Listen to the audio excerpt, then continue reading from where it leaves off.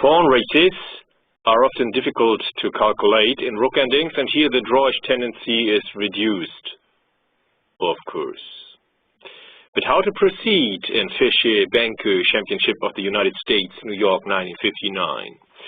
To improve white king with king b4, or passed pawns must be pushed with b4?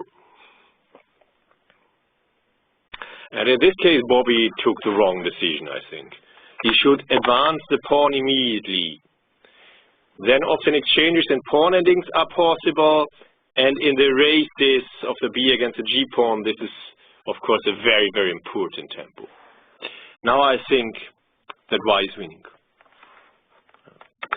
For example, the e5, and now the all-important check. The pawn game is not possible. That is very important, and rook g7 must be prevented. But now, black's king is badly placed, and white has rook a6, and this is extremely annoying, of course. Yeah, to me, it seems that now white always wins. It is very close, but black doesn't have a defense.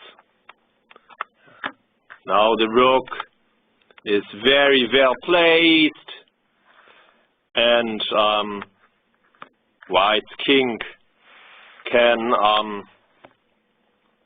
stop black's rook from getting behind the pawns easily, and also this against if black pushes the pawn to g2, then there is no trick somehow.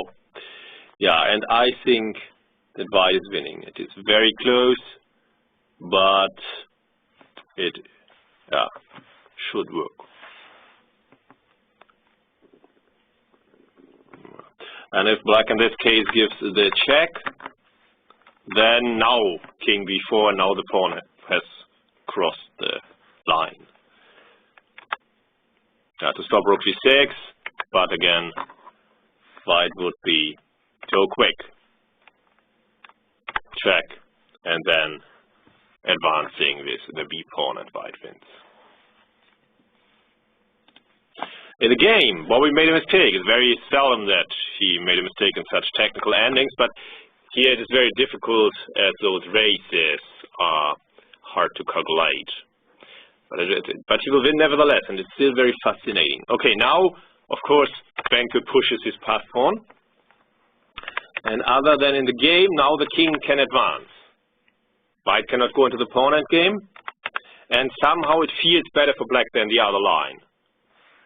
Black's counterplay is more dangerous, Bobby has to deal with it, and yeah, this looks like a draw, especially as king f7 is playable.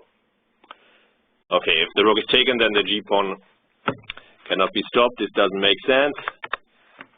So Bobby prepares to give his rook against the g-pawn later, and still hopes to win with his queenside pawns. But here, white's rook should be too passive and black should be active enough, I think. But okay, the moment still comes. Okay, now Benke will send his king to the queen side, so Bobby must advance, and what now? Rook b6 check or rook takes a6? The a-pawn is the most dangerous enemy and must be eliminated, and now is it all. This is a book draw. It's a bit hard to say why Benke didn't go for it, because he's one of the world's leading endgame specialists, so he must know it, but the nervous tension is just too strong, especially when you played Bobby, I guess. Yeah. And here, okay, black has okay, white has a cutoff, but black has enough checking distance, and so has a book draw.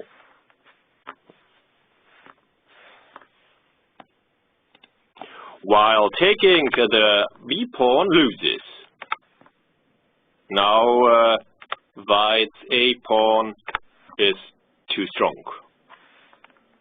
The checking distance is not large enough, which Bobby exploits now. Only 2 squares, so the king can come closer. Rook, the rook checks will peter out. the king shortens the distance, and so it's lost. Rook takes a7, comes of course rook g7 check, and rook g8 is threatened. So, yeah, but nevertheless, the best defense is king f6.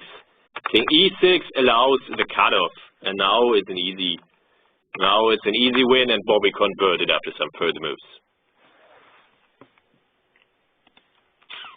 Relatively best is king f6, as now white must win with queen against rook. It's not so easy to see here at the moment, but this leads to a typical well-known book win, but white must now, after king f7 to stop rook g8, rook b8, immediately win with queen against the rook, as there's nothing better than... And important is that black's rook is on the third rank, by the way, very important. We will see why. And now king d6, so that white's king cannot escape on the queen side and must run through the central files. Now the king runs. Okay.